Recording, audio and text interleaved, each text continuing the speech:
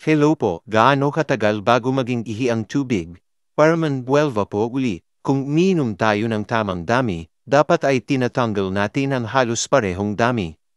Ang ating ihi sa umaga ay karaniwang pinakamalaki dahil ang ating mga katawan ay gumagawa ng ihi buong gabi.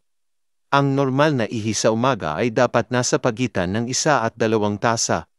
Maaaring nakita na natin ito sa ospital, isa itong lalagyan na kamukha ng juice box na dinadala mo sa mga eroplano. Ang mga ito ay minarkahan ng mga litro, kaya maaari mong sukatin ang ihi na nakunan.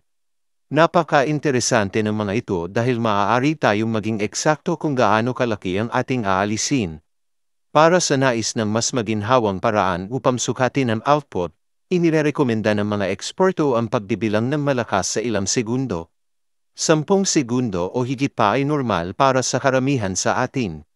Kung marami tayong kakaunting ihi, ito ay senyales ng babala. Ang lahat ay nakasalalay sa kung gaano tayo ka-hydrated sa buong araw. Ang dami ng iba pang likido at tubig na iniinom natin sa araw ay makakaapekto sa bilis ng iyong pag-ihi. Kung umiinom tayo ng 2 litro ng tubig sa isang araw, na siyang inirekomendang dami ng araw-araw, humigit kumulang na iihi tayo 1 beses bawat 4 na oras. Ang mga inuming may caffeine tulad ng kape, tsaa, at soda ay diuretics at maaaring makapagpaihi sa iyo ng mas madalas. Ang pagkonsumo ng caffeine ay nakakairite sa pantog, na nagiging sanhi ng pagurong ng pantog at ginagawa kang mas madalas na umihi.